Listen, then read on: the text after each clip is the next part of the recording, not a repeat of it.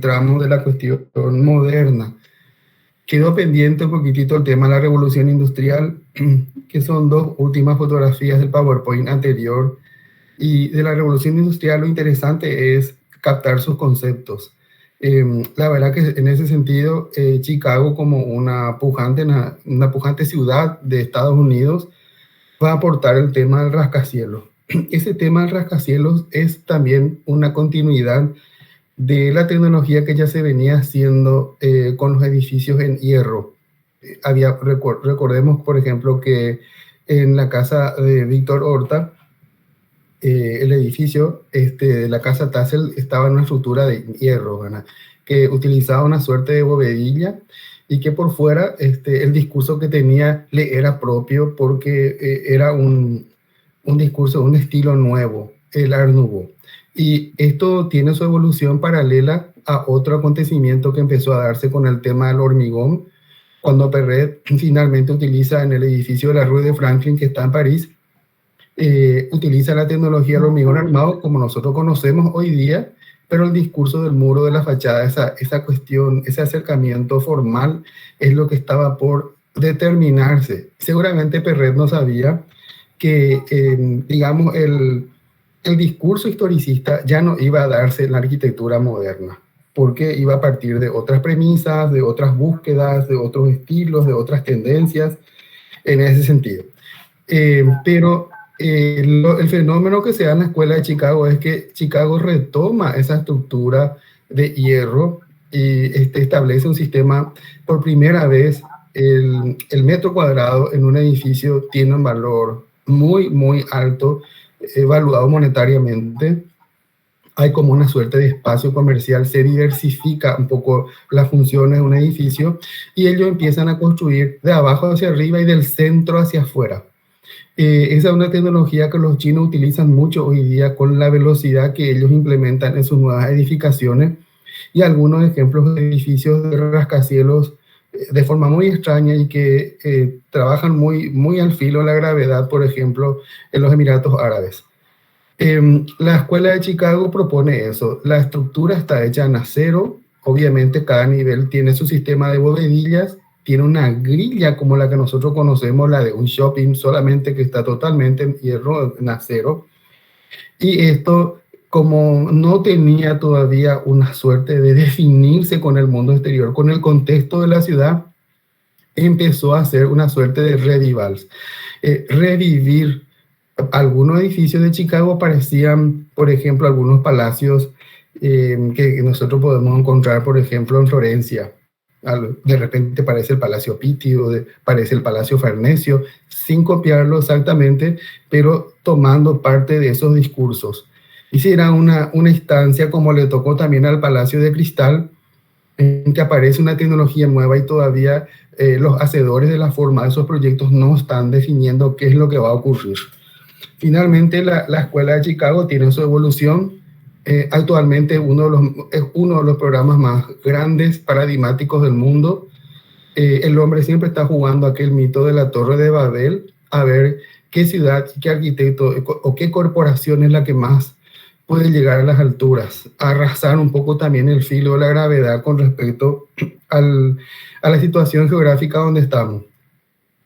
El otro acontecimiento paralelo que se da es el tema del hormigón armado, y eso va a tener mucho auge, por ejemplo, en Suiza, por los accidentes, digamos, geográficos que tiene, que presenta.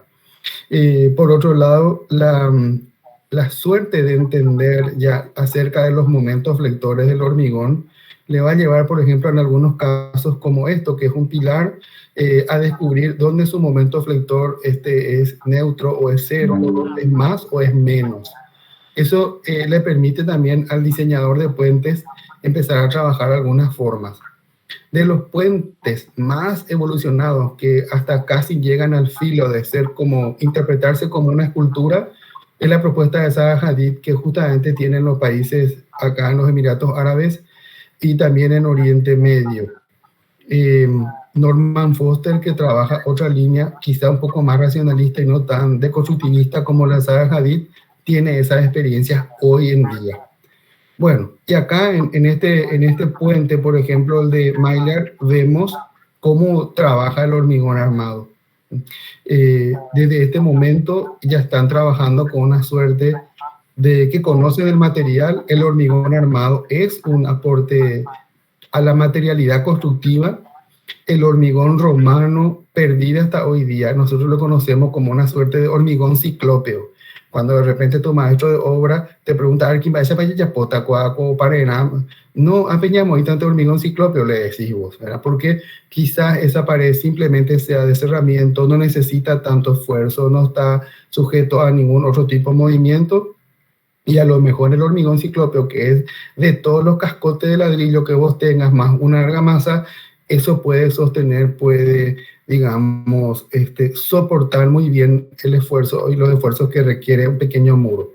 Pero en este caso el hormigón que nosotros tenemos ya es el hormigón armado, es la incorporación de la varilla de hierro en el interior. O sea que también ese fenómeno de industrialización se da con mucha presencia. Pero el hormigón armado, así como fuera en algún momento el hormigón romano, podían adherirse a las formas. Los romanos conocían el arco de medio punto como la forma geométrica más estable para ellos.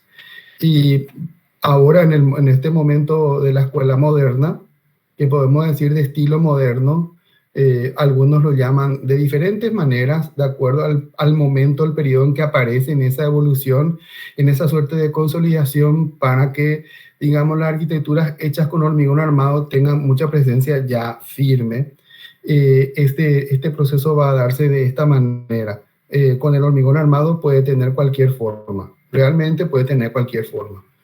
Bueno, vemos que cada vez más se acerca mucho hacia esa cuestión muy, muy disminuida, sin tanta presencia de material. Cada vez la estructura se conoce más. Hoy día, inclusive con los avances de la tecnología y de los materiales, se precisa inclusive menos y se empiezan a utilizar algunos otros materiales que pueden ser más duros que el hormigón armado, como la fibra de carbono, y que tienen menos peso que el hormigón armado. No se conocía antes en esta época. Bueno, un aporte muy importante de Le Corbusier.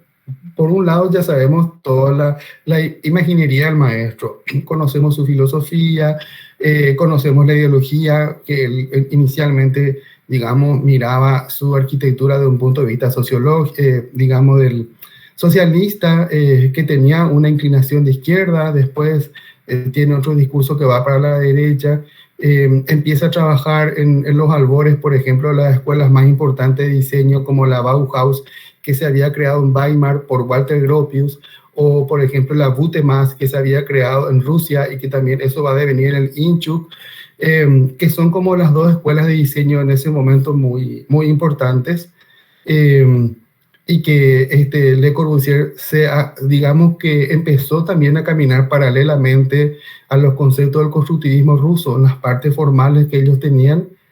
Al menos hizo su trabajo de manera paralela en Francia. Y a pesar de que Le Corbusier, ¿verdad? Por ejemplo, Walter Gropius y otros arquitectos pasaron todos por el estudio de Peter Behrens. Yo creo que Peter Behrens es el gran maestro de todos los arquitectos. No sé si le hacen justicia a los libros, ¿verdad? Porque yo creo que todos abrevaron de su estudio, de las filosofías de Peter Behrens, cuando empieza a trabajar en algunos proyectos muy importantes como en la fábrica de turbinas AEG de Alemania, que nosotros vamos a ver en este material. Hay como una impronta en cada uno de los arquitectos.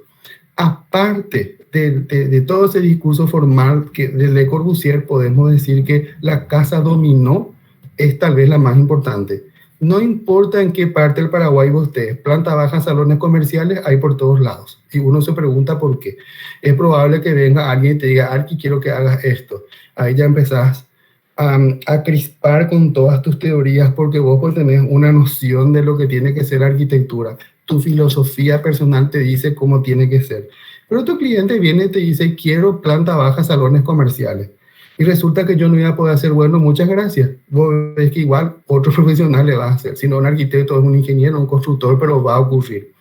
Y en ese caso, cuando va a ocurrir, acá manejamos un poco la teoría, si es que nosotros estamos vendiendo servicios, bueno, el arquitecto tiene, digamos, las nociones básicas para que esa volumetría o esa forma, relacionando los elementos, como Dondi decía en la sintaxis de la imagen, o como Jean establecía en la cuestión de los espacios, de una manera muy básica, vos tenés las herramientas para que eso estéticamente quede muy bien. No necesariamente tiene que tener la piel de Norman Foster para que eso sea la arquitectura, por citarlo solamente a unos maestros internacionales. Pero los conceptos que Le Corbusier tiene acá aparecen en gran parte de Paraguay. Una vez me pregunté de dónde lo que venía eso. Y entonces empecé a mirar de dónde. La casa dominó, existe, está, y uno puede ver que hay algunos conceptos que inclusive ya aparecían en la casa de Víctor Horta. Si bien es cierto que la estructura ahora es el gran aporte constructivo que hace Le Corbusier, la utilización, la implementación del hormigón armado en una suerte de estructura, y también desde el punto de vista funcional la centralización de la circulación vertical que ya había hecho Víctor Horta, y la planta libre, que en este caso se le atribuye a él porque él hablaba de la planta libre. A lo mejor la planta abierta, que viene más del imaginario norteamericano, se le atribuye a otro arquitecto, pero es así. Lo que va a devenir en forma a partir de él, nosotros vemos que la casa dominó es una casa conceptual. ¿Qué quiere decir eso? Entonces, a partir de aquí se puede gestar toda su primera arquitectura, que si ustedes miran un poco, inclusive algunas partes de la facultad está un poco cercana a Le Corbusier, que en su primera etapa también parece que tenía mucha cercanía con Frallo y Ray por la forma en cómo planteaba sus volúmenes. Les invito a que investiguen, porque ahora hay demasiado material, se puede acceder. Y uno, a partir de estos acercamientos, puede inferir, puede plantearse esa suerte de conexiones. Si bien no hay un libro que te diga exactamente así, uno puede, hurgando la historia, hacer lecturas entre renglones. Pero para el acontecimiento de la Ville Savoie, sí, este concepto de la casa dominó efectivamente funciona allí. Entonces, cuando el profesor Solano es invitado por la Bienal de Venecia, la Bienal de Arquitectura de Venecia, para presentar el pabellón, eso que él construyó allí es una envergadura conceptual, a partir del cual puede ser implementado en proyectos de arquitectura que él lo lleva a cabo en su oficina de diseño, con lo cual se materializa y, se difunde su filosofía con respecto a la arquitectura y su materialidad. Entonces uno dice, bueno, pero ¿qué es lo que es esto? Cuando miramos la casa dominó, para mí, desde el punto de vista constructivo, es probablemente el evento más interesante que tenemos. Se puede construir de forma modular, tiene su tiempo, tiene un montón de cuestiones. Bueno, Le Corbusier no es el único arquitecto del movimiento moderno. Tenemos, fíjense nomás la importancia de Walter Gropius, que crea la Bauhaus, que hace unos años cumplió 100 años, y que de cuya escuela, la Bauhaus, Mies van der Rohe pasa a ser su último director. Nosotros sabemos la enorme y fuerte presencia de Mies van der Rohe. También le tenemos a Álvaro Aalto, le tenemos a Mendelssohn, del otro lado del charco le tenemos a Franjo y Ray. Son hombres fuertes, son hombres pesados de la arquitectura. Entonces, hay un movimiento que va a catapultar, que son los IAM, que van a llevar las prácticas, las nuevas prácticas de cómo se tendría que hacer una ciudad. Yo diría la pedagogía del diseño de la ciudad, porque en ese momento habían algunos acontecimientos que entraban muy fuerte y con mucha presencia, no solamente en la sociedad, sino en la estructura de la ciudad, como el auto, por ejemplo. Nos modernizábamos si tenemos auto. Y en algunas ciudades del mundo, el auto está siendo erradicado para modernizarnos en otro tipo de ciudad sin vehículos. Tienen ya otra filosofía, quizás nosotros no podamos dejar nuestros bits, pero ellos no necesitan más eso. Alemania, Hamburgo, por ejemplo, una ciudad gigante, enorme, ni un papelito no hay en la calle. Bueno, los que llevan a cabo entonces la ciudad moderna, que también vamos a ver en este material, la que llegó a hacerse es Brasilia, así como Palma Nova fue la ciudad que llegó a construirse en el momento renacentista. Y nosotros vemos acá como hay una enorme presencia masculina y vemos que hay solamente dos señoritas, tres señoritas en el grupo de los Siam. Eh, yo estoy contento porque a nivel de la gente más creativa de arquitectura en el Paraguay, en los últimos años las mujeres se han posicionado bastante con esta iniciativa, ¿verdad? Inclusive, si vamos a hablar solamente de las mujeres de la Bauhaus, le invito a que investiguen y que vean Marianne Brandt, la mejor alumna de la Bauhaus, Otti Berger, Gunther Stoll, eh, tanta gente que inclusive hicieron pareja con algunos de los arquitectos más famosos de ellos. Siempre sospecho que ellas habrán tenido esas ideas, pero figuran solamente los arquitectos como tal. Eso habrá ocurrido, ¿verdad? Y en ese momento las mujeres tuvieron tanta presencia y por las cuestiones del contexto quizás Europeo no haya podido encontrar la mejor solución más de la que él había encontrado para hacer una escuela del Estado, una escuela pública y que estaba crispando por cuestiones ideológicas y políticas ya en la puerta de la Segunda Guerra Mundial. Entonces, fíjense nomás que nuestro nuevo plan de estudio de la facultad, la gente que ya está cursando el nuevo plan de estudio se va a recibir de arquitecto y urbanista. Yo tengo título de arquitecto, pero los nuevos, la nueva generación, se va a recibir de arquitecto y urbanista porque el urbanismo va a empezar a desarrollarse, digamos, a otra escala. Bueno, acá tenemos algunas referencias que aparecen en los medios masivos de comunicación.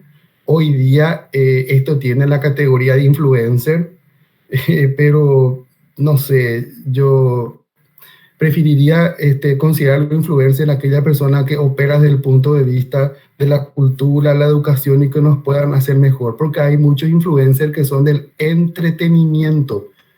Cuanto más visitas su página, más dinero les das, porque de esta forma, estas plataformas le pagan a esta gente que nos entretienen a nosotros, a partir de nuestra curiosidad generan dinero. Bueno, pero ¿qué va a pasar acá?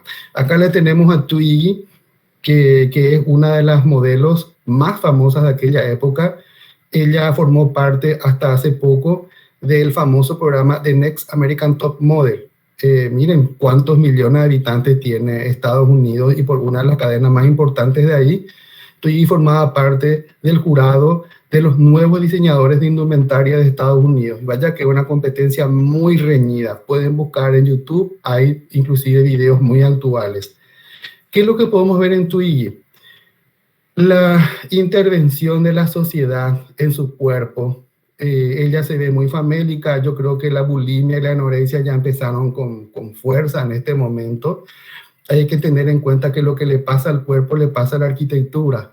Y así como la arquitectura, muy lejos de Grecia y Roma, hoy tiene mucha tecnología, bueno, el cuerpo también tiene siliconas, lentes de contacto, tiene incorporación de glúteos, de silicona. Las carillas en los dientes entraron totalmente con eso. Aparte de la famosa cirugía de nariz, tienen botox. Y después de maquillar mucho el rostro, la gente escribe en las redes sociales sin filtro, ¿verdad? O sea que es una suerte de mentira y al mismo tiempo cuando se hace un filtro se miente más todavía. Pero eso, digamos que también tiene su arraigo en la producción de la imagen. Y como hay una imagen muy frívola, algunos arquitectos dicen que en el contexto contemporáneo de ahora, eso también se percibe en arquitectura, que es frívola, que está vacía, que no tiene memoria, que no tiene contenido, y queda para nosotros los futuros arquitectos un poco debatir ese devenir. Más todavía cuando una famosa plataforma del planeta Tierra dice que ya no hace falta que vos interactúes en un contexto real porque vas a poder estar en varios lugares. ¿Alguien sabe cómo se llama ese programa que viene como la evolución de Facebook? ¿Escucharon? ¿O no escucharon todavía? Metaverso no es. Sí, metaverso. O sea, ¿cuál es la importancia del Partenón en el metaverso? Podría ser el título de una tesis futura, ¿verdad? De un trabajo de investigación, por ejemplo. Bueno, ya estoy alucinando, pero es solamente para contar cómo afectan los modelos. Elvis Presley Ya sabemos nosotros que tiene una presencia paralela con el super ícono del pop como fue Marilyn Monroe, y con la música, así como tenemos los Beatles, van a generar o van a calar algunos cuestionamientos en la sociedad. No sé si ustedes vieron el gran festival de Woodstock o de las grandes bandas que habían, inclusive algunas de las letras de los Beatles, cómo cuestionan a la sociedad y al mundo en ese momento en que ellos están viviendo. Entonces, estamos en un auge donde aparece la modernidad. En un momento, fíjense que la ropa de TUI es el plástico, y el plástico va a aparecer de ahora en más en el diseño de interiores con varios. Por ejemplo, tenemos las sillas Tulip de Pantone, o por ejemplo la silla de los IMSS, y cómo eso va a afectar, por ejemplo, la arquitectura. Hoy día no sabemos qué hacer del plástico. El plástico es un material que lleva más de 200 años, ¿cómo se dice? Su degradación natural.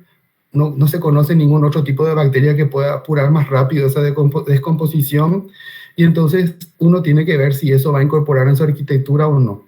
Ahora, si alguien dice, yo estoy haciendo ladrillos de plástico, de todas las botellas plásticas de la basura que puedo encontrar en Cateura o que puedo recorrer de todos los barrios, y entonces en la FADA estoy trabajando haciendo estos ladrillos que tienen 80% de plástico y 20% de un hormigón que no voy a contar cómo es, dice el que está investigando, podemos encontrar una arquitectura que se comporta mejor con el medio ambiente, no absorbe la humedad, no transmite el calor, es acústico, es aislante, se puede hacer en serie, puede seguir trabajando con la mano de obra barata, no utiliza mucha agua dulce, y así sucesivamente. Si vos tenés a gallina los huevos de oro, entonces se puede cumplir uno de los desafíos de la universidad, que es la innovación y la extensión, que pueda salir hacia afuera.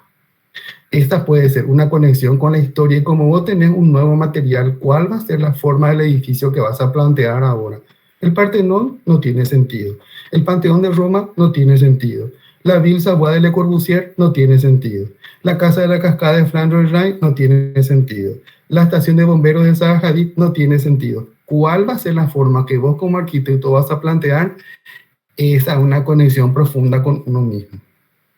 Bueno, entonces eso es una reflexión que nosotros tenemos a partir de la mirada del plástico, y que puede ser que digamos, esto no es nada, sin embargo sí nos afecta de otra forma.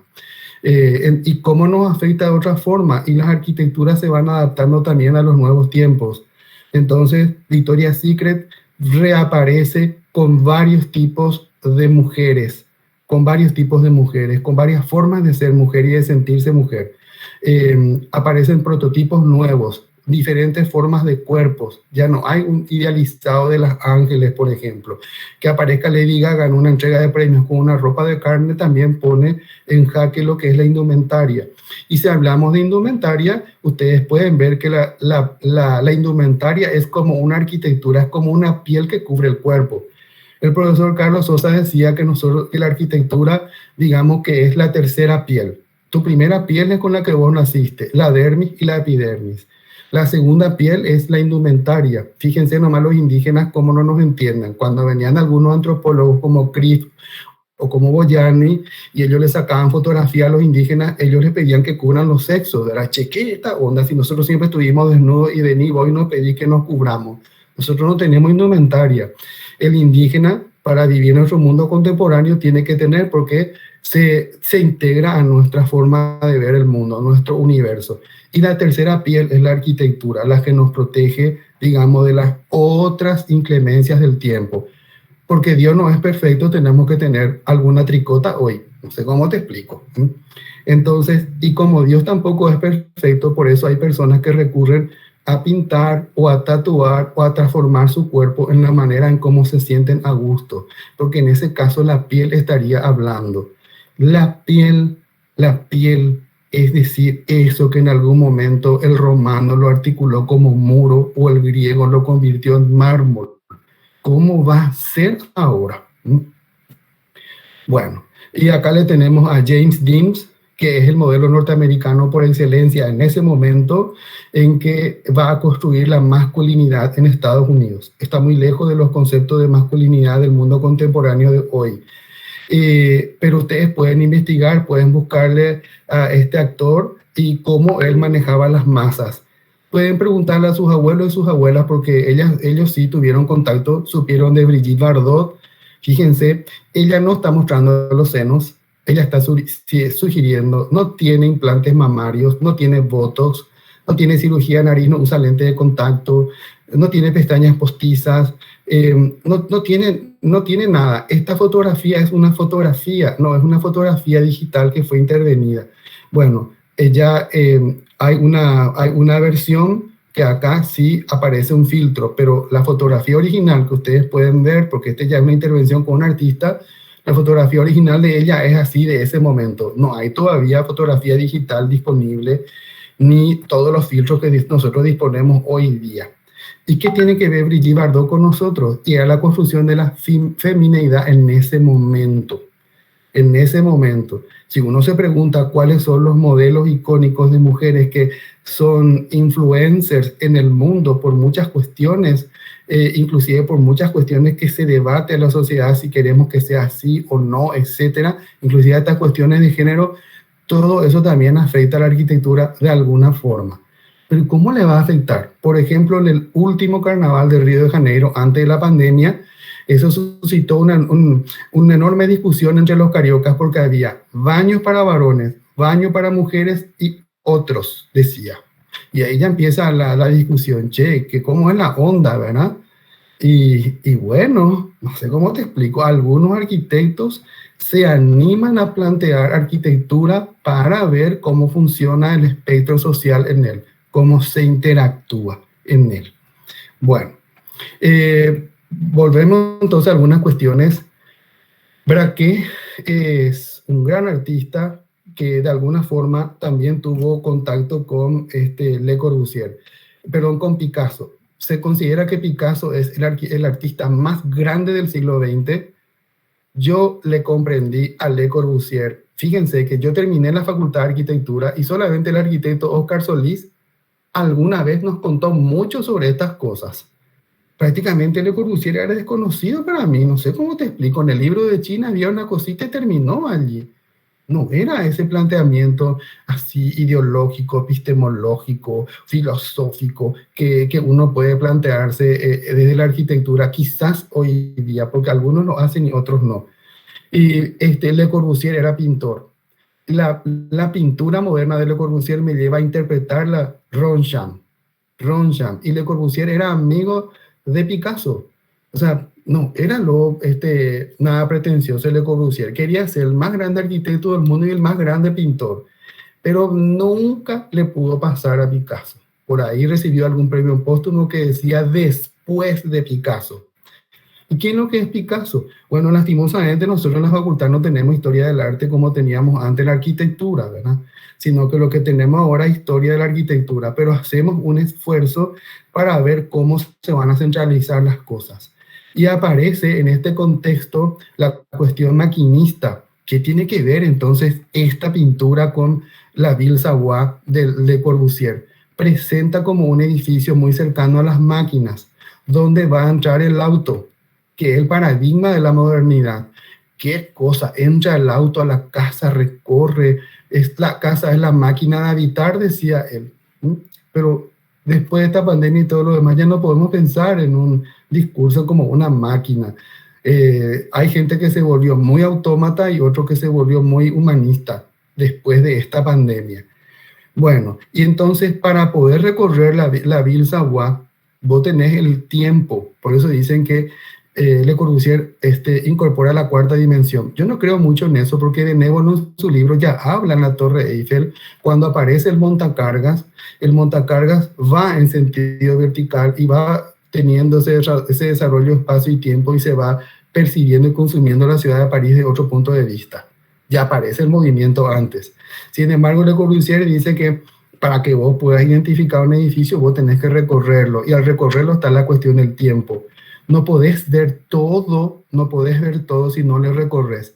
Pero fíjense que inclusive este discurso ya está perimido, porque vos podés tener 30 grabaciones y filmaciones al mismo tiempo de tu casa, si tenés un ensamble en cada cupé, donde sea, viviendo inclusive acá en Asunción, sin estar en tu casa, siguiendo desde tu teléfono celular. ¿Cómo es esa cuestión ahora? Entonces, digamos que el cubismo es una tendencia que surge, que inclusive también se empezó a analizar bastante esto en la Bauhaus.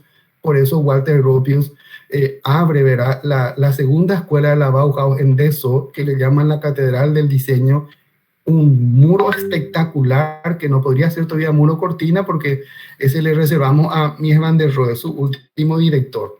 De la Bauhaus tampoco se habla mucho en la facultad, y muy poca gente conoce la casa Amthorn. La casa Amthorn es algo que vos tenés que conocer sí o sí. Podés anotar y ver que todo lo que se hizo en la casa Amthorn siempre valió la pena, y se quedó como una suerte de prototipo que no tuvo éxito porque no tuvo el acompañamiento político. Ideológicamente luego la Bauhaus era contrario a los que tenían el poder en Alemania, y la situación le dio una muy mala pasada, pero sigue vigente. El cubismo dice, en este momento seguramente la gente no va a gustar mucho de estas obras. ¿Por qué? Porque se tenía mucho acercamiento, mucha costumbre al realismo. Miren que Johannes Itten, que fue el primer profesor del Borkus, el Borkus fue el curso preparatorio de admisión de la Bauhaus, él era masteísta y seguidor de Zaratustra, y él trabajaba con el expresionismo. El expresionismo alemán es que vos deformás una cara, le atribuís expresiones a su rostro. No es lo mismo que un realismo que trata de imitar exactamente lo que es. Y el constructivismo ruso dice, no, nosotros no vamos a pintar más la expresión del rostro. El rostro puede devenir en formas puras, platónicas, o de Arquímedes, o los poliedros, o el encuentro de todo eso. Para eso estaba el movimiento, que traía, por ejemplo, Henry Van de Velde o Piet Mondrian, que venía también de los Países Bajos, con la síntesis de sus formas. De una sola vez, dice el cubismo, que vos pintas varias partes de una persona, que es un retrato, y todas esas partes se ve al mismo tiempo. Esta parte puede ser la espalda, esta puede ser la parte del frente, esta es la camisa del costado, este es su peine de atrás. Fíjense cómo la arquitectura de ahora no existe, pero vos podés dar la vuelta en un programa de CAD y podés caminar y recorrer, etc. Mucho más, este es un paso mucho más grande que el tema del movimiento moderno, que se da en la pintura y también se da en arquitectura. ¿Qué está pasando hoy? Y ahora mismo hay como una suerte de cocina, que el que está atendiendo está registrando. Si bien los acontecimientos se van muy rápido, no podemos cerrar ningún libro ni nada de eso, sino de acá a 50 o 100 años, para ver qué es lo que pasó, lo que está pasando en este momento donde nosotros estamos. El Renacimiento vuelve a mirar a Grecia y Roma. Y cuando aparece la arquitectura moderna, parece que vuelve a mirar otra vez las cuestiones platónicas, las cuestiones formales puras, con el constructivismo ruso. Y cada tanto parece que ocurre como estilo, porque ahora va a empezar a darse otra vez todo un proceso. Hay inclusive algunos gráficos de Le Corbusier donde él tachaba el frontón, el orden, el orden arquitectónico y todas esas cosas, no más decía. Aunque su discurso se basaba en los conceptos griegos de la armonía, la sección áurea, que él lo transformó en el módulo, o lo interpretó y sacó él su módulo, la simetría, el canon, todas esas cuestiones que hacían que la arquitectura griega y romana sea bella, aparecen en el movimiento moderno. Pero primeramente ocurre en la pintura, así como el Renacimiento primeramente ocurrió con la pintura de Giotto, que estaba apareciendo ya prácticamente culminando un periodo medieval para entrar en un periodo gótico. Bueno, aquí tenemos la obra de Walter Gropius, que estos son los talleres de la Bauhaus, y los pintores que trabajaban con Oskar Schliemann, que era el gran profesor y escultor que hacía el ballet, trabajaba integradamente en el teatro con el ballet de la Bauhaus, la música, y que los estudiantes hacían esos trajes con formas geométricas y todo lo demás. él también lideraba el taller de los pintores. Y los pintores pintaban esto. Hay un club de Bauhaus en las redes sociales. Ustedes pueden encontrar, por ejemplo, en Instagram o en Facebook. Y cuando los fotógrafos sacan la Bauhaus, que hoy es una suerte de museo, se está construyendo la Bauhaus del siglo XXI. En cualquier momento en estos años vamos a escuchar la gran novedad. Ya tiene su director, sus grandes artistas, sus grandes arquitectos, ya tienen su filosofía, ya se mostró el edificio, averigüen, investiguen, entren, ya está eso aprobado por el Parlamento Europeo. Con la pandemia quedó todo suspendido, parece, pero investiguen, hay por movimientos ya. Los pintores pintaban estas escenas y casi la pintura de los pintores parece que es la misma foto que hoy lo pueda sacar en la Bauhaus como museo. La Bauhaus se quedó en añicos, se reventó, quemaron todo lo que había adentro, voló todo por el aire cuando el nacionalsocialismo entró acá. Hitler o sea, Hitler digo yo porque representa nacionalsocialista y los otros eran socialistas y comunistas, o sea, tenía una visión filosófica, ideológica totalmente distinta. Que el día de hoy tengamos estas fotografías que son como museo, ya es mucho. Inclusive todas las fotografías de la Bauhaus fue posible gracias a una estudiante de la Bauhaus que se llama Lucía Moyoli, como dicen, que ella de por sí, de onda nomás, se fue fotografiando, ¿verdad? Porque ningún biógrafo dice que ella tomó eso como un trabajo, pero iba fotografiando. Yo no le conozco a nadie de la Facultad de Arquitectura que haga ese trabajo de documentar lo que pasó en la Facultad de Arquitectura. Yo estuve en la Facultad de Arquitectura sobre España. La profesora, no sé si la profe Lisa ya, o la profe Clarice, pero a mí me tocó España. Yo recuerdo el edificio viejo, la villa, todo. Algunas fotografías, al cumplir la FADA a los 65 años, algunas fotografías quedaron, pero el resto, el caracú de lo que fue la facultad ya en tantos años desde que vino a San Lorenzo, por ahí fotos aisladas, pero ni una fotografía especializada con un cierto contenido científico o filosófico existe. Bueno, yo les invito a que busquen en internet Lucía Moyoli, van a ver todas las fotos que ella sacó. Pero no son fotos así como las que nosotros sacamos para hacer en las redes sociales, nada de eso. Aparte de su fotografía, no era una fotografía digital, era una foto como suelen decir los fotógrafos de ahora. El fotógrafo de ahora te saca el sombrero cuando vos sacás una fotografía analógica, de alguna forma está revelado en un laboratorio con la técnica vieja y todo lo demás, o de repente manejas muy bien el Polaroid, pero si es digital, digamos que hay muchas herramientas para tocar una imagen digital, pero con algunas cámaras, con varias lentes, no es tan fácil la cosa. Ese también es ese discurso de si quién es arquitecto y quién no es arquitecto. También en el mundo de los fotógrafos está si quién es fotógrafo y quién no es fotógrafo. Pero cuando uno se adentra mucho en el tema, descubre. Si algunos compañeros o compañeras de este curso gustan la fotografía, tienen que hacerlo. Alguna vez recorrimos los museos y un grupo de estudiantes quedó finalmente a hacer un taller de cine y video en el Centro de Arte Visuales Museo del Barro, y luego después sacaron sus videos como arquitectos. Ahora mismo no tengo el dato, pero después les paso el chisme. Y no conozco otra gente que haga eso, pero un video así como lo que nosotros encontramos en YouTube, que tiene una narración histórica, que basa su investigación en algunas conclusiones o en algunos descubrimientos, que quiera hacer eso, no un video de show para poner ahí me gusta y todas esas cosas. Hablamos de estos videos que nosotros buscamos para pasar en la clase. Y eso también es hacer arquitectura de alguna forma. Entonces, esta cuestión de que uno ve lo que pasa detrás, lo que pasa al otro lado del edificio y viceversa, también está dentro del concepto de las propuestas que plantea la escuela en sí, ¿verdad? Podemos ver también que este edificio está hecho totalmente en hormigón y este muro de cristalera que tenemos acá, que lo diseñó Walter Gropius, es una estructura metálica que soporta el vidrio. Realmente no soporta ningún peso, pero es como una suerte de cortina. No quiero nomás decir cortina porque con el tiempo los autores de los libros le atribuyeron el muro cortina a Mies van der Rohe.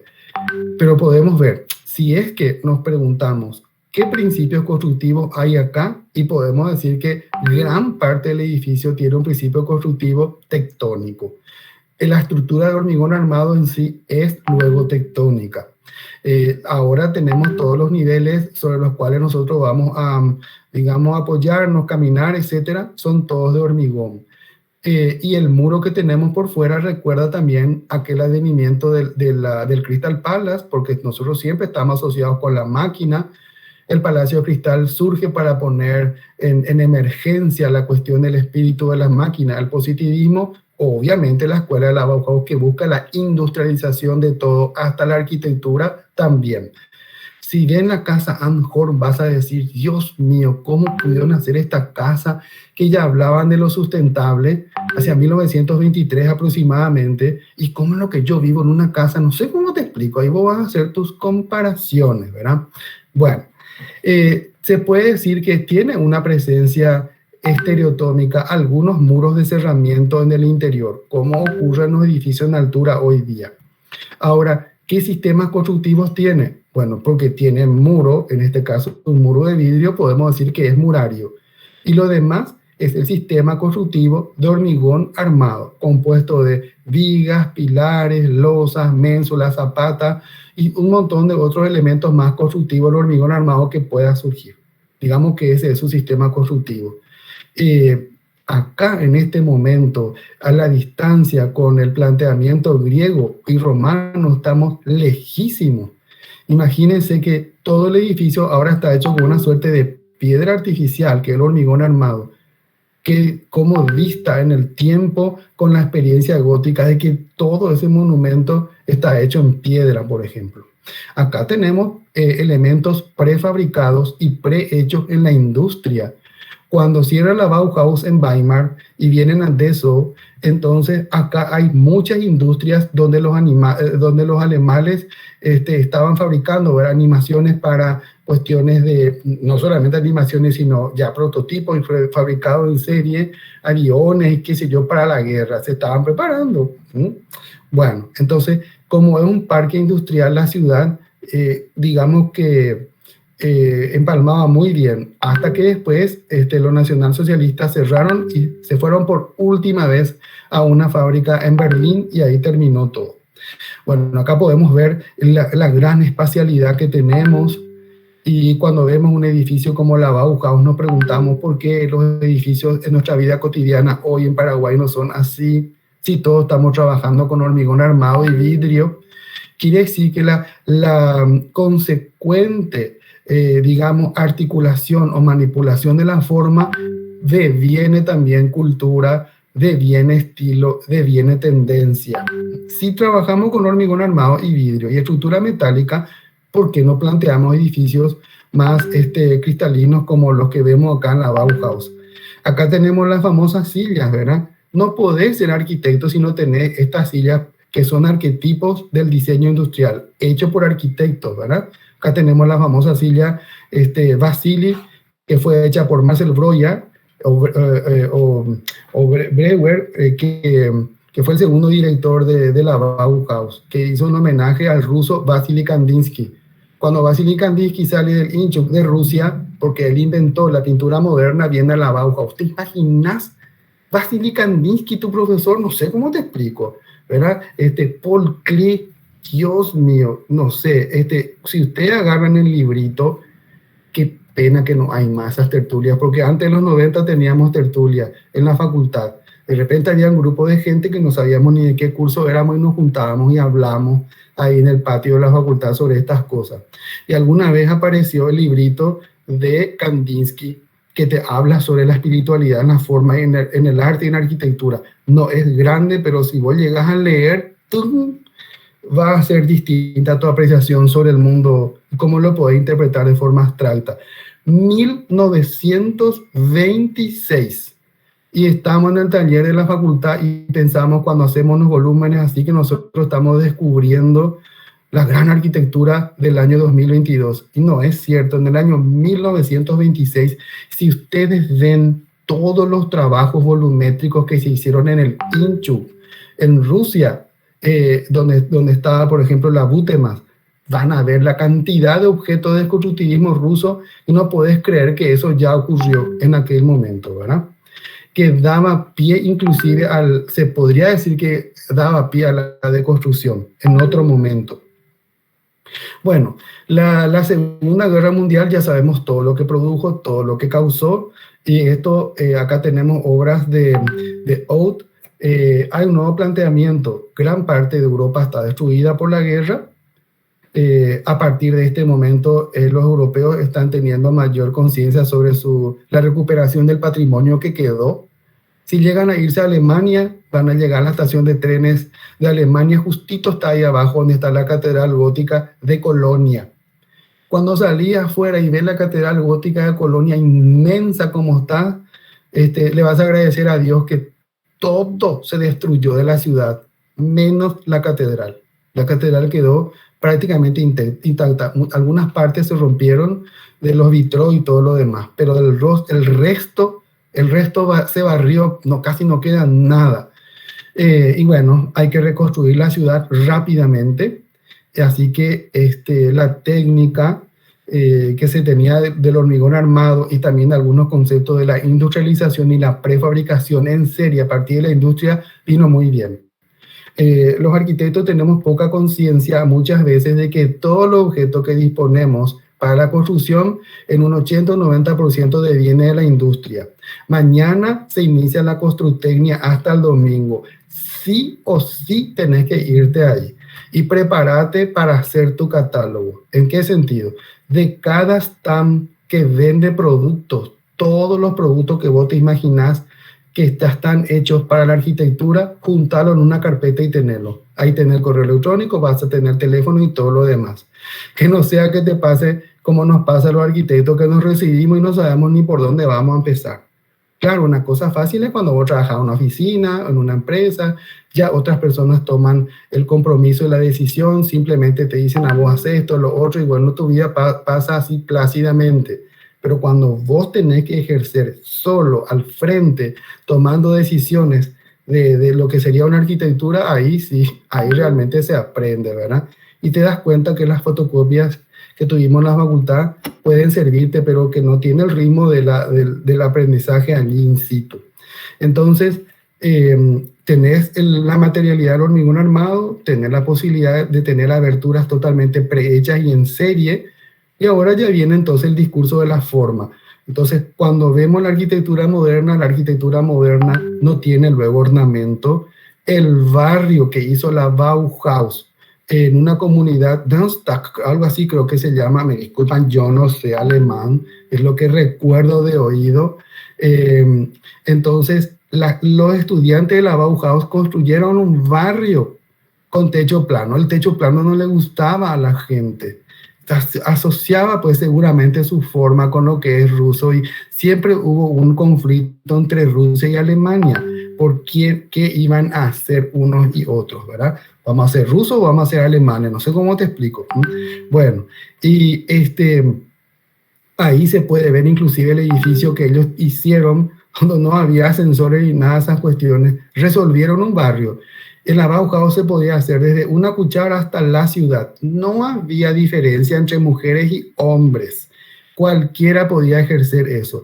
Así como hoy perfectamente una mujer puede desarrollar, no es lo que puede, siempre pudo, pero está esas cuestiones del machismo incorporado también en las profesiones que dice que sí que puede. Una mujer puede perfectamente hacer un edificio. Así que ese fue el gran problema seguramente cuando Zaha Hadid le dieron el premio Nobel de Arquitectura. No, es que a ella le dieron así de onda nomás, pues, pobrecita, es la gran arquitecta del siglo XXI.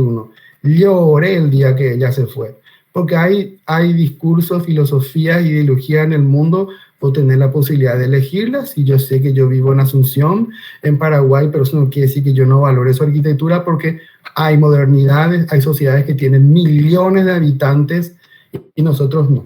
Bueno, entonces en la discursiva de cómo va a ser el nuevo barrio, de cómo va a ser la nueva forma, la proporción y la escala, eso devino, digamos, de la nueva labor de la arquitectura. Si nosotros vemos este edificio, este conjunto de departamentos está hecho totalmente con, podemos ver acá, el principio constructivo es altamente tectónico, pero seguramente debe tener cerramientos verticales, que son los muros que dividen a los espacios. Eso seguramente va a ser estereotómico.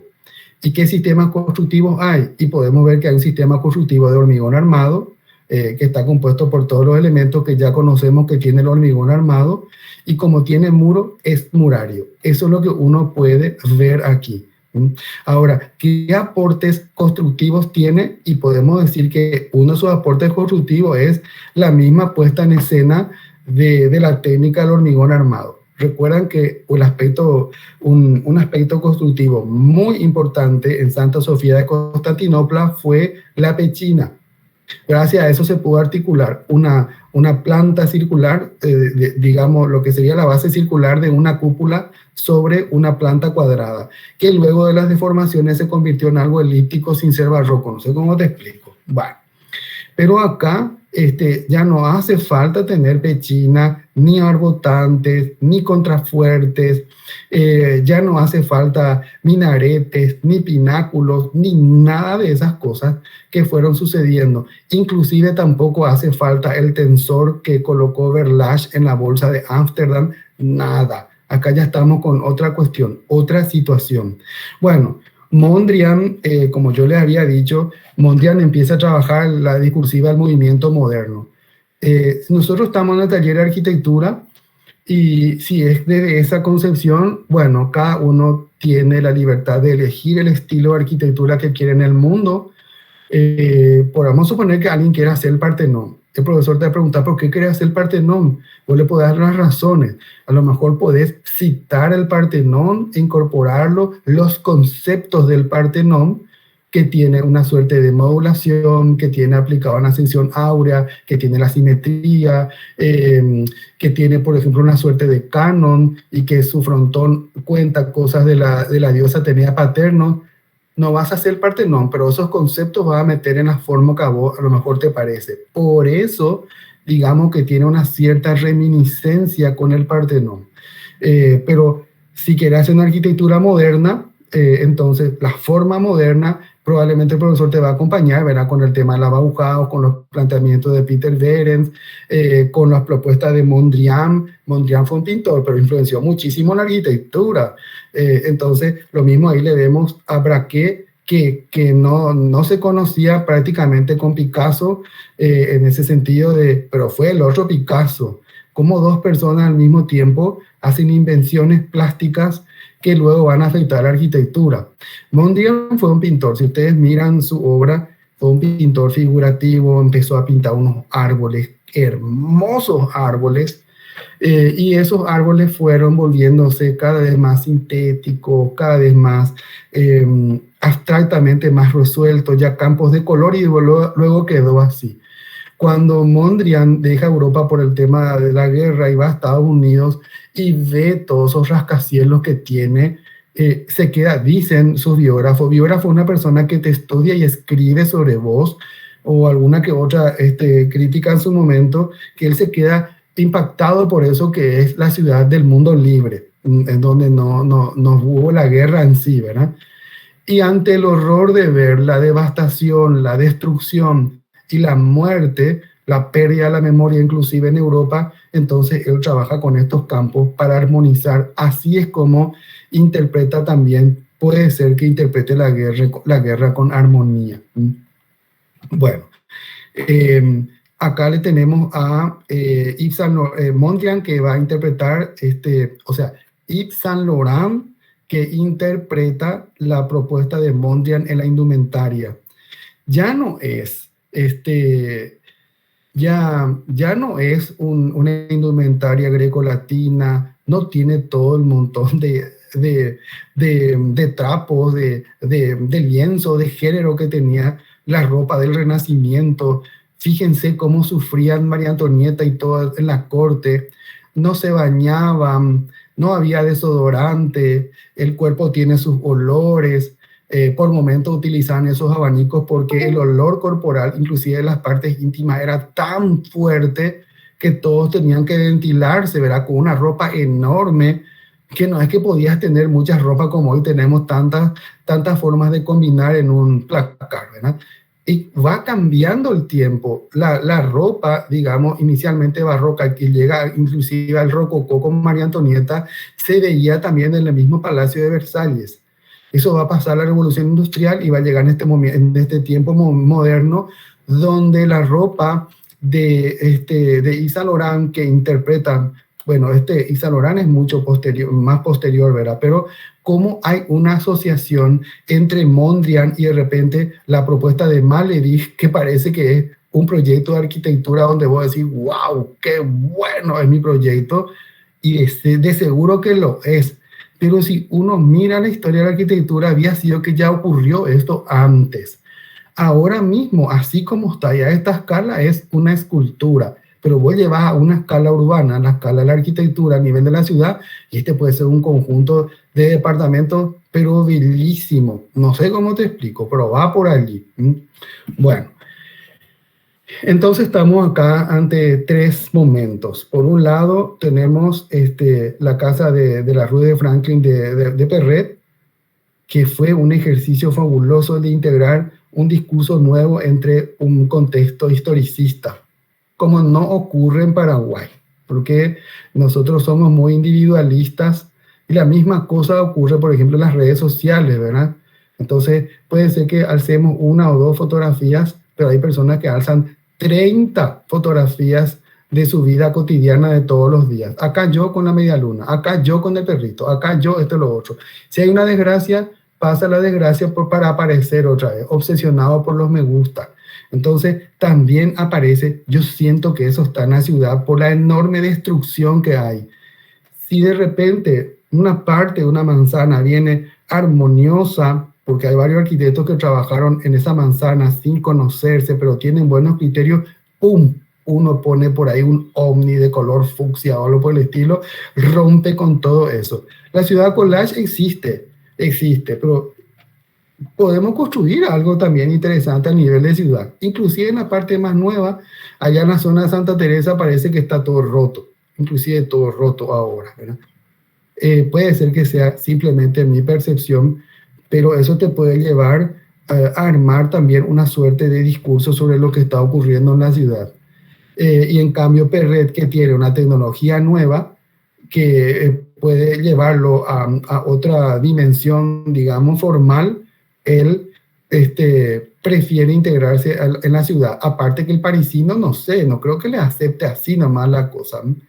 Vemos que hay una relación en su planta donde los esfuerzos se centran en una grilla, y es que esta planta, que tiene una característica de poder transformarse como tenía Víctor Horta en la casa Tassel, esta es una cuestión, solo que el hormigón armado queda, digamos, permanente, y en la casa de Víctor Horta también, pero su estructura era metálica.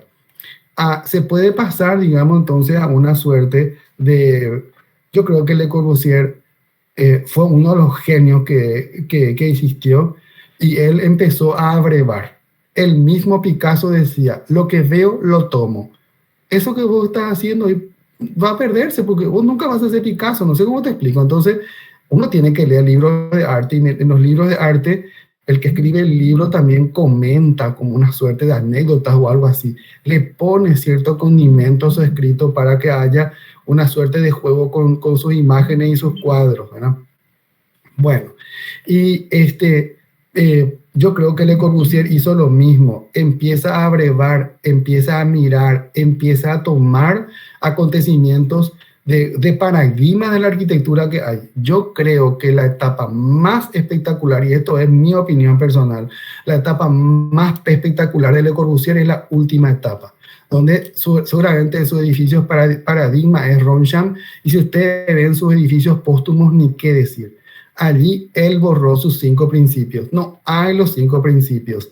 Y su forma, yo creo que por su forma, la gente que le seguía con la receta de los 5 principios se habrá sentido traicionada, porque ahora ya no le puede seguir más, pues. Y a lo mejor Le Corbusier vino a América Latina y le habrá hecho muy bien encontrarse con las obras de Niemeyer, porque después parece que el tipo reacciona cuando vuelve a Europa. Ya no es más igual una obra a otra, se posiciona muy cercana al arte. Para entenderlo tenés que trabajar mucho desde el punto de vista de la plástica, y con los materiales juega como si fuera un cuadro. A pesar de que su sistema constructivo es tan simple como el que vos vas a usar cuando empieces a hacer tu primer proyecto real. Y luego con el tiempo va a venir la casa Farnsworth de Mies van der Rohe. Estos son hombres pesados, son hombres fuertes. No puedo decirte quién es mejor ni quién es peor. Así mismo ocurría en Roma. Roma tenía el poder, tenían el poder los hombres fuertes, aquellos que tenían los grandes ejércitos, conquistaban grandes territorios para Roma y pasaban por el arco del triunfo. Le Corbusier fue el genio en Francia, y bueno, Mies van der Rohe es el genio de la Bauhaus, no sé cómo te explico. Y después va a fundar el Instituto de Arquitectura que nosotros tenemos, por ejemplo, en Chicago, mucha influencia también con, va a tener después también Harvard. ¿Y qué es lo que es esto? Fíjense, acá tenemos hormigón armado y, digamos, incipiente. Acá tenemos un hormigón armado ya concreto, conocido por fórmulas, y luego va a pasar a una situación híbrida donde los elementos, los pies derechos, son de acero con un recubrimiento para el tema de las cuestiones de los agentes que tiene Estados Unidos, la corrosión de la nieve y todo lo demás, a integrarse con losas de hormigón armado. La casa Farnsworth de Mies van der Rohe está sufriendo serios daños por la inundación, que cada vez más grande, y hay como una suerte de sobrelevar esto. Hay como algunos proyectos que intentan cavar y levantar un montón de cosas. Si por ahí no pueden dormir, porque hay días que no podemos dormir, entonces yo les invito a que miren. Va a pasar así sorprendentemente la madrugada descubriendo cosas.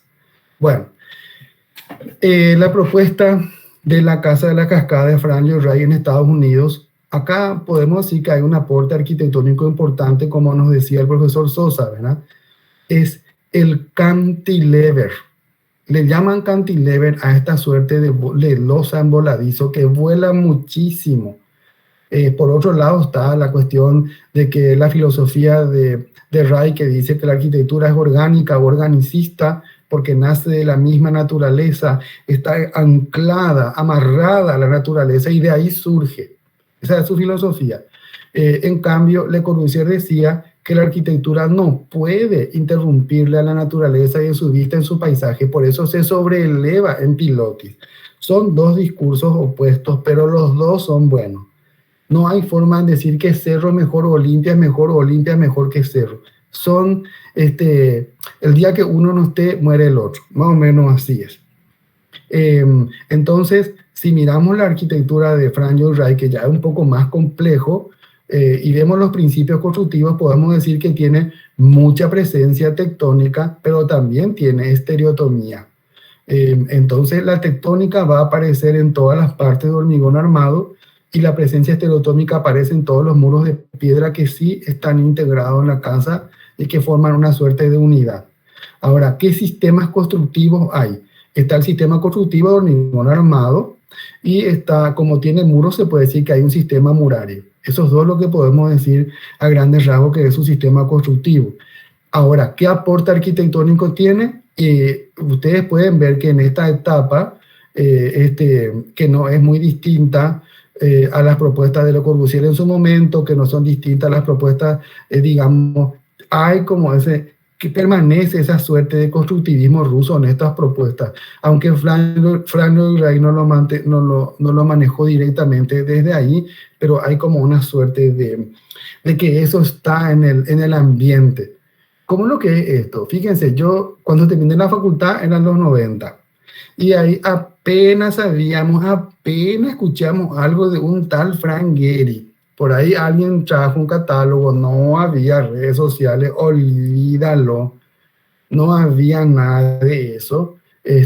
Lo que vos podías saber del mundo de afuera es solamente si viajabas o si alguien traía un libro o un catálogo. En una de esas yo llegué a mirar que un compañero trajo, era un catálogo, un libro de el Guggenheim de Bilbao. Qué interesante, qué cosa más loca. Yo estaba haciendo techo de teja a 4 aguas, por ejemplo. Cada uno en su contexto. Esas cosas te sirven cuando hay reuniones de compañeros y por ahí nos peleamos todos, pero sirve para crecer y para escuchar el otro, el discurso del otro, y que no hay nada, realmente nada concreto en el mundo que debamos tomar como verdad, pero ese acontecimiento de compartirlo lo que realmente vale.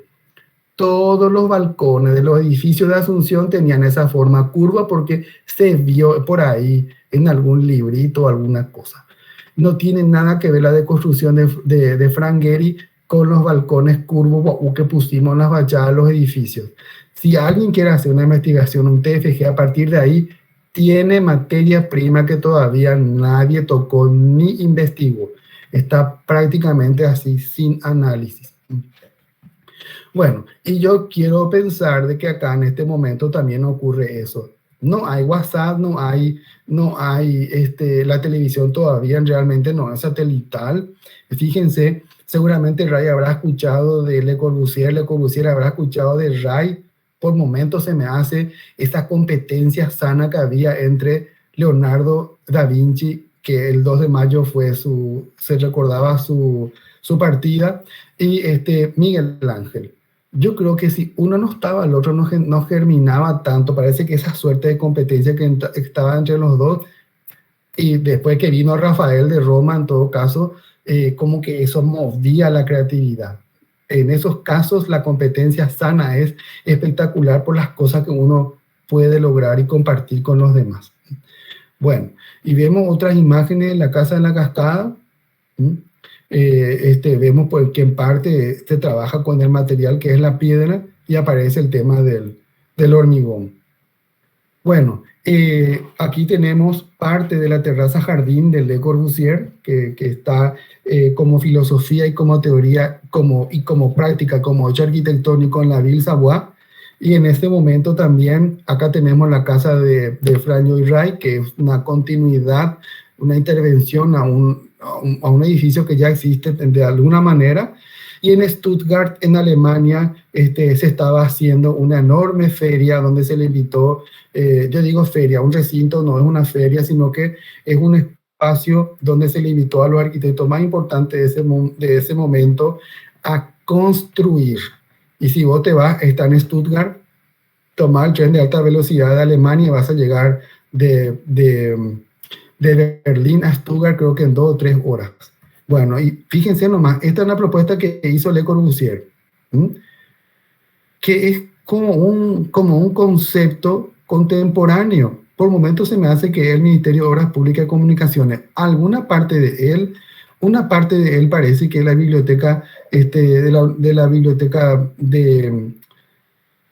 la Biblioteca Nacional, que estaba atrás de la antigua Facultad de Arquitectura, algunos edificios nuevos, estructura metálica, con cerramiento con cielo raso de isopor y techo de chapa y algunas cosas de Durlock. De esta forma vos podés ver sobre Durlock, podés ver sobre Madame Lynch. Ya podés ver alguna cuestión de cómo va cambiando la arquitectura hoy día, porque el avance, el auge de los emprendimientos comerciales también existe. Y se puede ver que la arquitectura tenía un avance muy importante, y acá vemos cómo el diseño hasta ahora, en ese momento, no estaba tan en auge o iba más lentamente. Ella tiene una indumentaria Art Deco, habrá sido alguna señorita super top. No sé si alguna arquitecta de la facultad llega así. Por momentos me recuerda a la diseñadora Jazmín Arana. No sé si ustedes le conocen. Ella es docente y diseñadora de la carrera de diseño industrial. Y ella tiene una estética de los años 60 y 70, porque ella es así, no es que ella se disfraza de eso.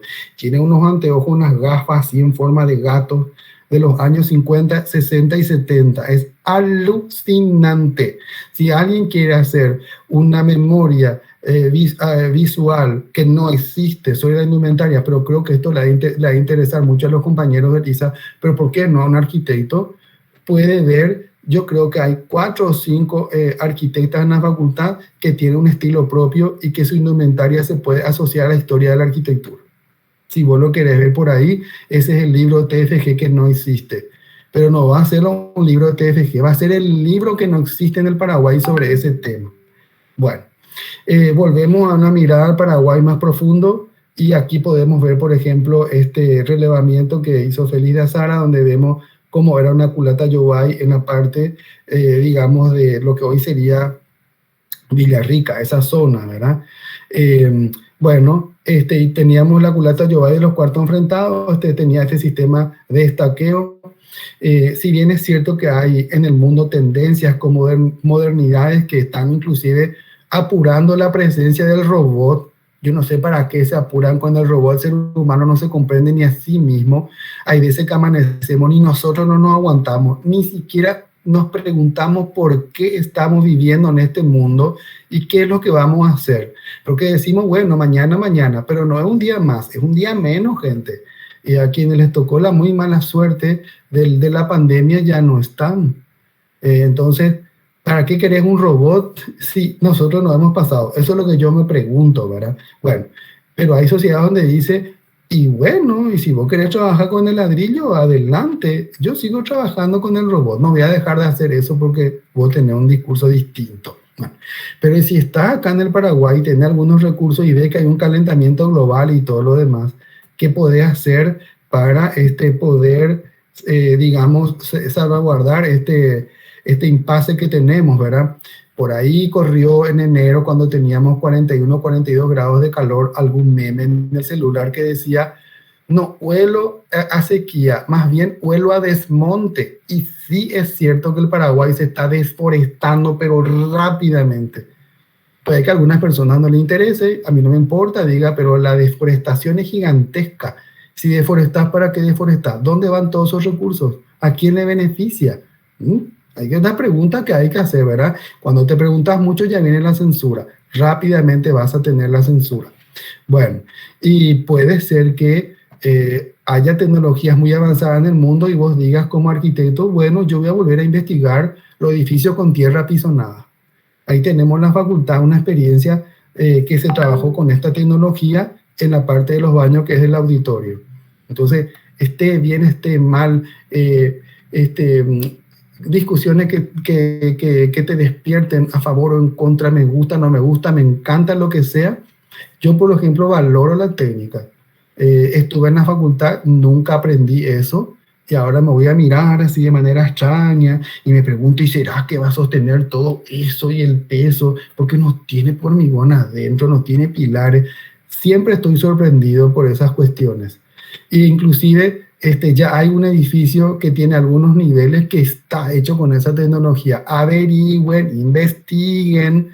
Si por ahí alguien quiere hacer un libro de arquitectura contemporánea del Paraguay, hay muy buena obra que no tiene mucha difusión. Sé cómo te explico, hay que averiguar. A nosotros la historia nos compete ir sacándolo, ir mostrándolos. En algún momento también nosotros los profes tenemos que ir mirando. La arquitectura de Colombino y la arquitecta Beatriz Chase casi no se habla en la facultad. Colombino fue, no sé, para mí es el hombre del renacimiento del Paraguay. Su arquitectura es espectacular. No se habla de Colombino en la facultad. Casi 25 años después recién se le saca el sombrero a Pindú. Yo le conocí a Pindú, hablé con él, todo, qué sé yo. No se me explicó cómo era todo su nautilo y todo lo demás. Pero nunca hablamos de ello en la facultad. Bueno, entonces, ¿por qué digo esto? Y por qué podemos volver la mirada hacia tecnologías que había ya, que se desarrollaba de manera autóctona acá en Paraguay.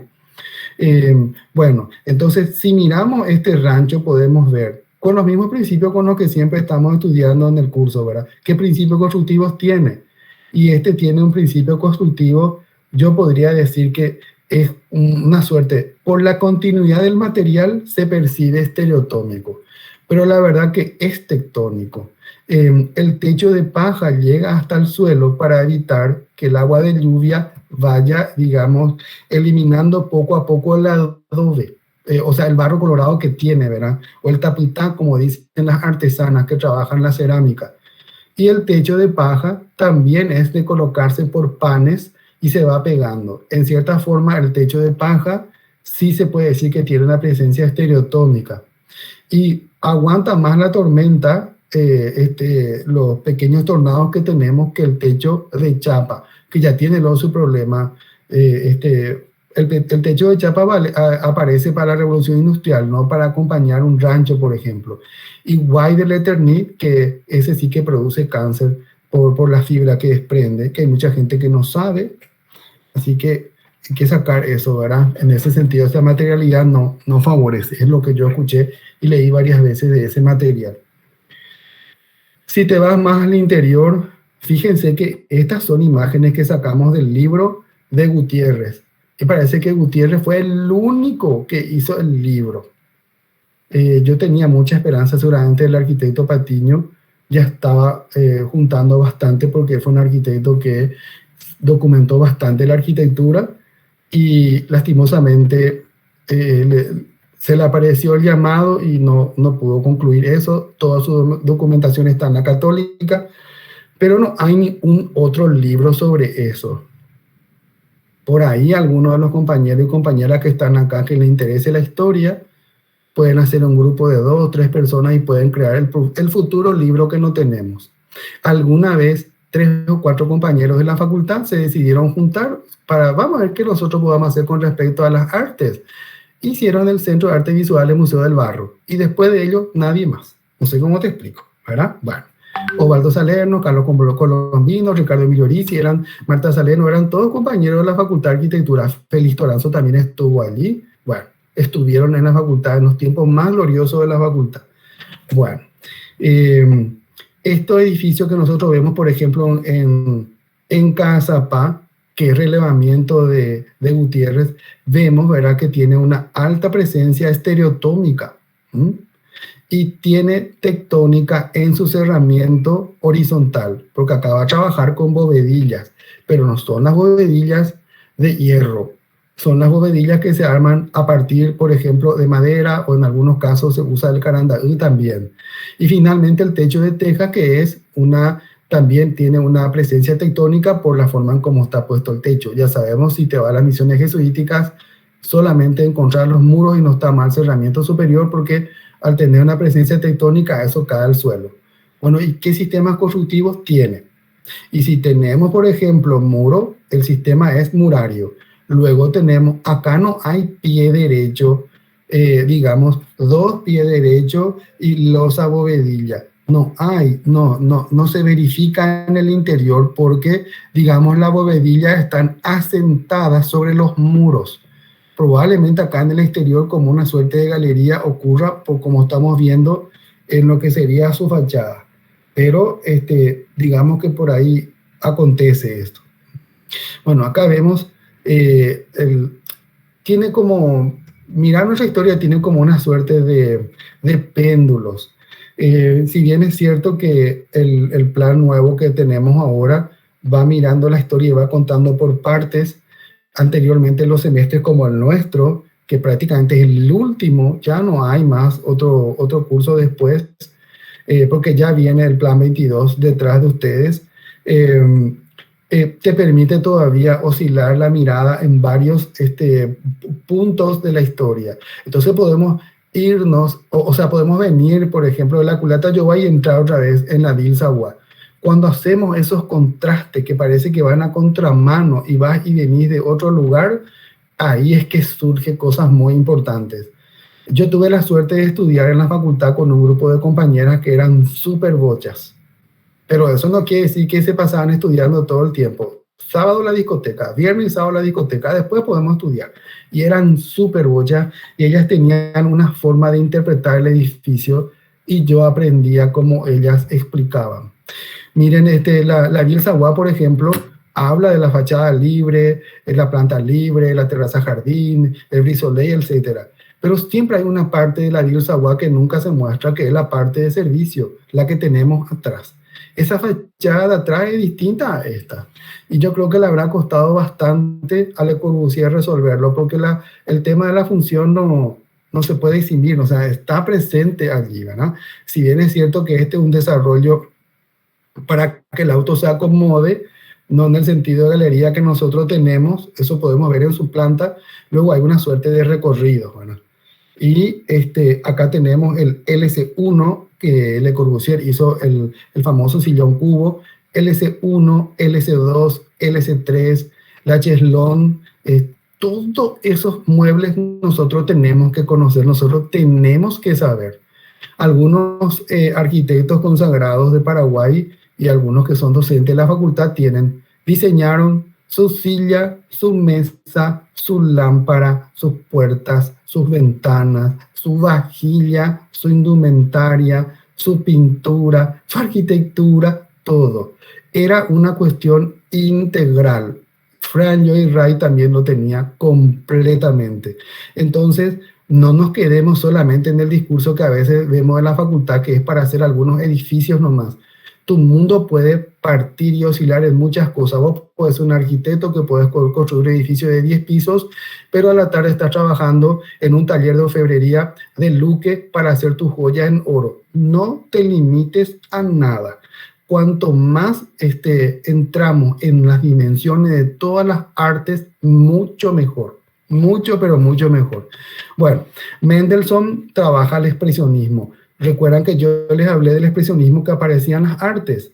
De repente vos te sacás una selfie hoy día. Bueno, esa selfie ya venía luego también con sus cuestiones o sus cuestionamientos, por ejemplo, desde el barroco, de la época del absolutismo, en que los reyes tenían que posar y el pintor, que era de la corte, les tenía que retratar. Claro que ahí a lo mejor corregía alguna imperfección, algo que no le gustaba a la persona que era retratada, etc. A veces no podemos saber con exactitud si nuestra imagen que tenemos nosotros en nuestras redes sociales realmente somos nosotros. Hay gente que dice, te voy a pasar mi foto como yo soy, te dice. Y ay, como vos sos. Sí, porque la foto que vas a ver en las redes sociales no soy yo y cosas por el estilo. Y hay gente que de tantas maneras que manipula su imagen ya no se reconoce en las fotos. Hay algunos teóricos de este momento contemporáneo que empiezan a hacer teoría y hurgar una suerte de información de por qué respondemos a esa cuestión, digamos, psicológica de mercado. Y así como no hay la forma correcta de hacer el edificio, Mendelssohn lo hace de otra forma. Y estas esquinas así acristaladas con curvas y con vidrio son muy formas del expresionismo alemán.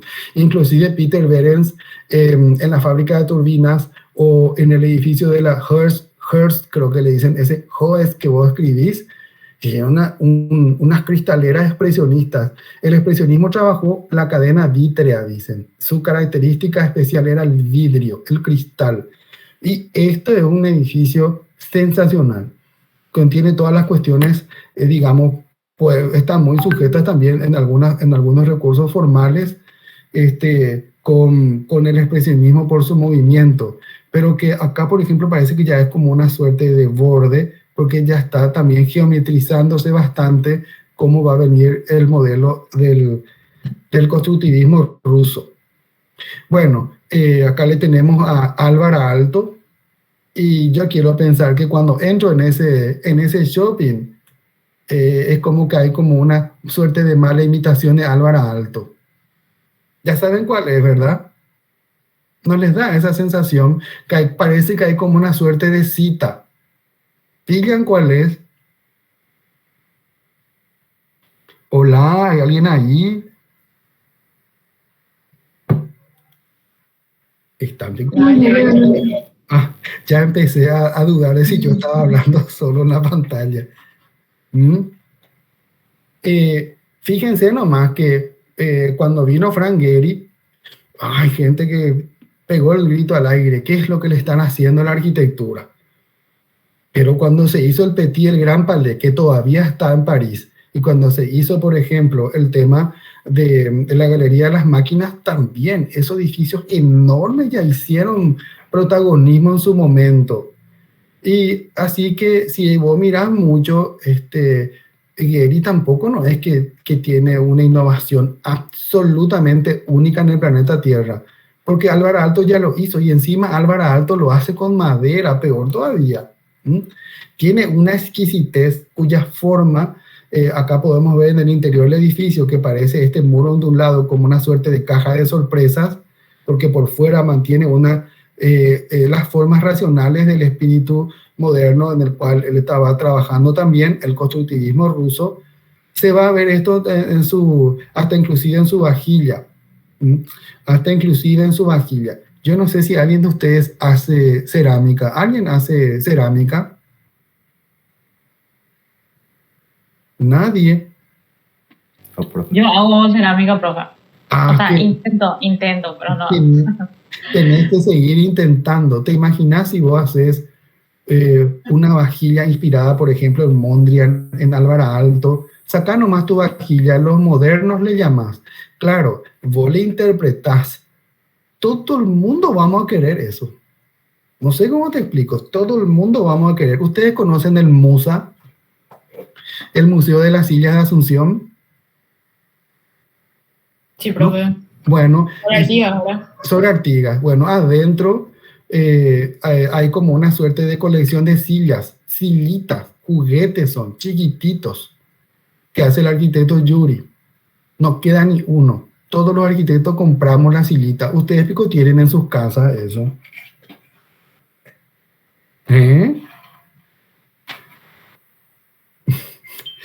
Y no sé cómo te explico, ¿verdad? Pero cuando veas vas a decir, yo quiero esa silla, yo quiero coleccionar esa silla. Y después vas a decir, bueno, ya cobré mi primer sueldo de mi trabajo y ahora recién voy a empezar a juntar y creo que en tanto tiempo voy a juntar la plata para comprar mi silla Vasily. ¿Ustedes tienen la silla Vasily?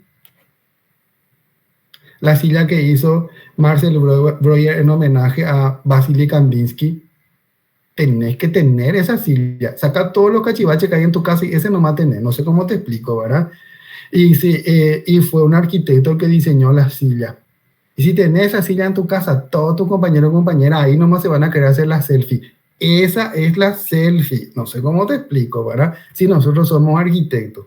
Bueno, que no hay mucha diferencia entre los compañeros del ISA, los compañeros de música, los compañeros de diseño industrial y los compañeros de danza.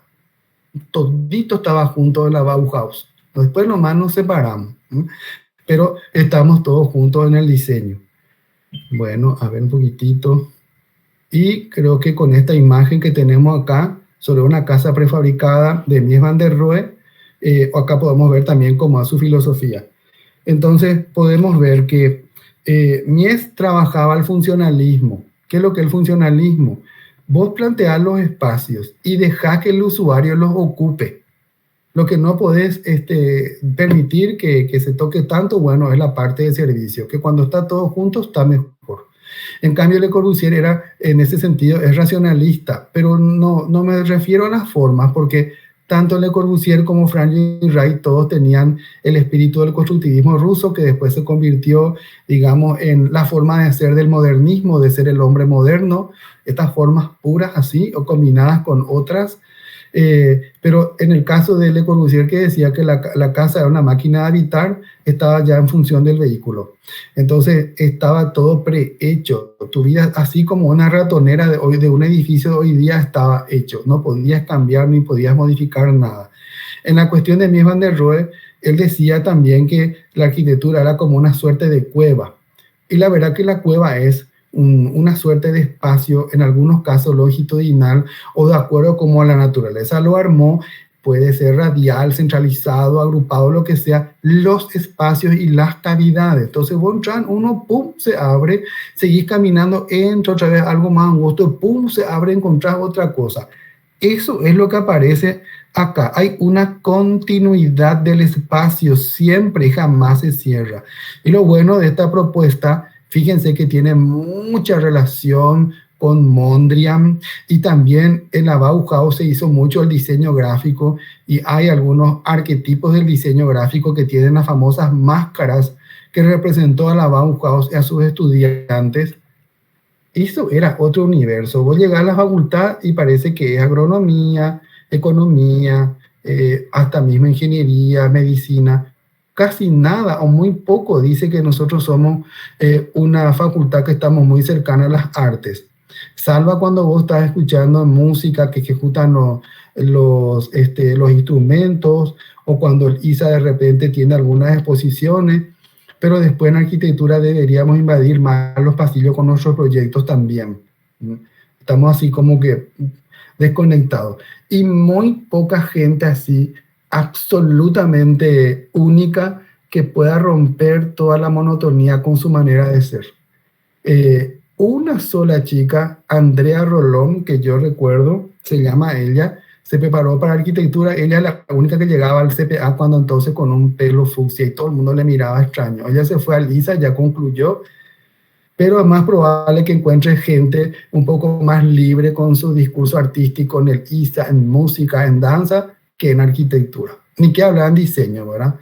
Y bueno, si vos te bajás sobre Malescaret y Garribia y tenés una forma peculiar de vestir, ya toda la gente del campo dice, ellos son de la FADA, porque somos libres en ese sentido, pero deberíamos ser más. Bueno, entonces, ¿qué tiene que ver esta planta de arquitectura con las artes? Muchísimo, muchísimo tiene que ver, muchísimo. Bueno, en los 90, al terminar, ya casi en los 2000, había un pub famoso en Asunción que se llamaba Zona Urbana. Estaba en Estados Unidos, esquina España. Toda la Facultad de Arquitectura estaba allí. Fin de semana aborrotado, todo el mundo hablando de arquitectura. La casa era totalmente azul, azul las luces, todo. Era congelado el espacio, todo lo que había dentro de la arquitectura. La gente hablábamos de arquitectura, la música era bohemia, espectacular. Lastimosamente un proyecto comercial que después terminó, pero ocurrió. Y no ocurre más desde entonces. A alguien se le tiene que antojar estos espacios de bohemia para que nosotros nos reunamos a hablar sobre esto. Claro, chisme siempre hay sobre la gente, ¿verdad? Pero también hablamos de arquitectura. Todo está relacionado, todo está vinculado. Bueno, y acá vamos a dejar porque vamos a ver algunos videitos. Tenemos la casa Farway de Mies van der Rohe. Con esto vamos a seguir en la clase que viene. Entonces voy a dejar de compartir este.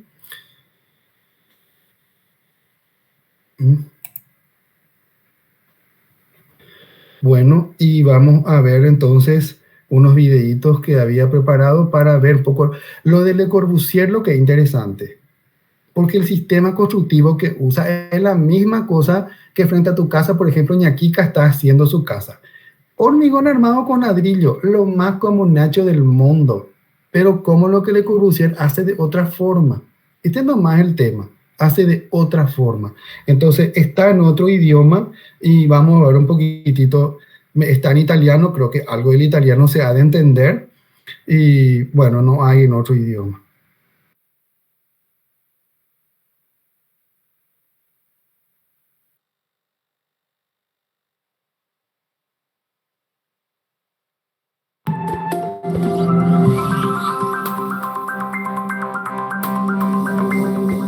La piccola chiesa che Le Corbusier ha progettato e realizzato dal 50 al 55 sulla collina di Bourlemont, nel comune di Ronchamp, nella regione della Franca Contea, è considerata uno dei grandi capolavori dell'architettura del Novecento. La sua costruzione ha suscitato accese discussioni, tra molti appassionati elogi e alcune critiche severe, e ha trasformato il modo di pensare e di comprendere l'architettura del nostro tempo. Qui Le Corbusier dimostra il suo genio, dedicato alla bellezza della modernità. Le sue fonti sono nella storia, nella memoria dei suoi viaggi, nelle relazioni con il paesaggio, ma soprattutto l'architetto esprime il senso poetico dell'arte del costruire. L'incarico, commissionato dalla diocesi di Besançon, prevedeva la ricostruzione del santuario di Notre-Dame-du-Haut, antica meta del pellegrinaggio, distrutto dai bombardamenti della Seconda Guerra Mondiale. Il progetto di Le Corbusier contiene un'aula di 12 per 25 metri, adatta ad ospitare circa 200 persone. 3 cappelle laterali illuminate dall'alto da semicupole che raggiungono 12 e 22 metri ed uno spazio dedicato alle funzioni all'aperto. All'esterno il protagonista è il paesaggio. Sulla collina, racconta Le Corbusier, avevo disegnato con cura i 4 orizzonti. Sono 4 difatti. A est i Ballons d'Alsace, a sud una valletta lasciata dagli ultimi contrafforti, a ovest la piana della Saona, a nord una valletta e un villaggio. Questi disegni sono andati perduti. Sono loro che provocarono architettonicamente una risposta acustica, un'acustica visuale delle forme. Vediamo quindi l'acustica del paesaggio, raccolta nelle ruvide pareti d'intonaco, dipinto con latte di calce, che oggi mostrano con orgoglio le rughe del nostro tempo. Salendo è il fronte sud a venirci incontro. Sembra una grande vela gonfiata dal vento, ma l'ampio spessore del muro è perfettamente leggibile nella serie di profonde strombature di dimensioni diverse che bucano la sua superficie. Sul lato sinistro, verso la torre più alta, c'è la porta principale, basculante su un perno, realizzata a smalto colorato su disegno di Le Corbusier, ispirato dal quattrocentesco retable del Bourbon, conservato al Louvre. La trave in cemento e il cippo commemorativo formano l'ideale cornice geometrica all'interno della quale vivono le forme plastiche. Proseguendo in senso orario, siamo di fronte alla parete ovest. La vasca in cemento con solidi geometrici raccoglie l'acqua del tetto, la cui forma, nelle parole di Le Corbusier, è quella del guscio di un granchio raccolto a Long Island, vicino a New York, nel 1946. Dalla parete rivolta a nord, il nostro sguardo coglie le 3 torri delle cappelle, 2 delle quali sono appaiate. La superficie è segnata da una piccola porta d'ingresso, da aperture regolari e da una scaletta che porta alla stanza per il custode e una saletta per riunioni. Infine, tradizionalmente rivolta verso oriente, c'è la parete di sfondo dell'altare esterno, che presenta piccoli fori, una cassetta per la statua della Madonna e termina nel taglio formato dalla porta con lastra in cemento aperta su un perno. Tutte le pareti sono leggermente staccate dalla struttura del tetto, realizzata in cemento armato a vista. Infine, nello spazio interno, la commovente stupefazione provocata da quest'opera di Le Corbusier raggiunge il suo vertice.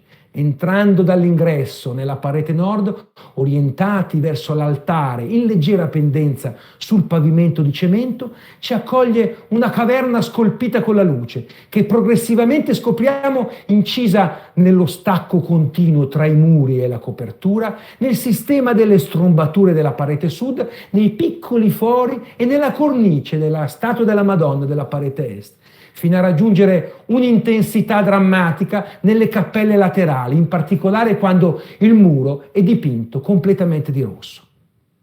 Nella cappella di Notre-Dame du Haut-Champ la luce costruisce lo spazio fin nel dettaglio dei vetri colorati, sui quali sono impressi disegni e il saluto a Maria.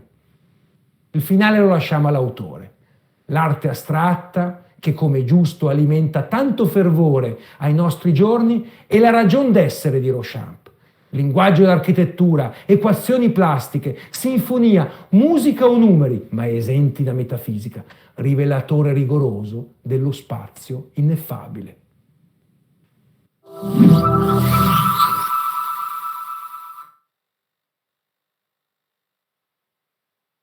Bueno, creo que algunas cosas en italiano se entiende, ¿verdad? Y esto me trae a la memoria el curso de italiano que teníamos en la facultad. La profesora del curso de italiano que formaba parte del cuerpo diplomático de la Embajada de Italia daba las clases. Al comienzo no había mucha gente, después se llenaba la aula de gente, repleto, porque había un convenio, creo que el convenio sigue, entre la Facultad de Arquitectura e Italia, para ir a estudiar restauración de caballetes, arquitectura y todo lo demás. Yo no sé si ustedes saben que ustedes pueden hacer un semestre en la Facultad de Arquitectura de Venecia. Mis compañeros ya hicieron eso. Entonces, vos estás haciendo este semestre y bueno, qué sé yo, de agosto a diciembre estás en Venecia, termina tu curso allá y el año que viene seguís el siguiente semestre. No sé cómo te explico. No sé si ustedes sabían eso. Y la gente que estudiaba italiano viajó y se fue con ese programa de becas que te cubría todo a Italia. Ojalá se vuelva a abrir el curso. No se queden solamente en Paraguay. Si son jóvenes, no tienen compromisos y les encanta estudiar y descubrir el mundo, tienen que irse. Si por ahí alguna de las chicas no se quiere ir porque su novio no quiere, déjale nomás. No va a tener más, no sé cómo te explico, ¿verdad? Pero hay que irse. Profe Clarice, perdón, justamente vos estudiaste afuera, no sé si recordás alguna de tus experiencias que tenga que ver con la arquitectura moderna. Y la Ville Savoie, para mí es que lo que estudiamos, le dibujamos, se habla de la máquina, ¿verdad?, que introduce Le Corbusier. Es un poco ir a ver no solamente la arquitectura, sino también cómo el paisaje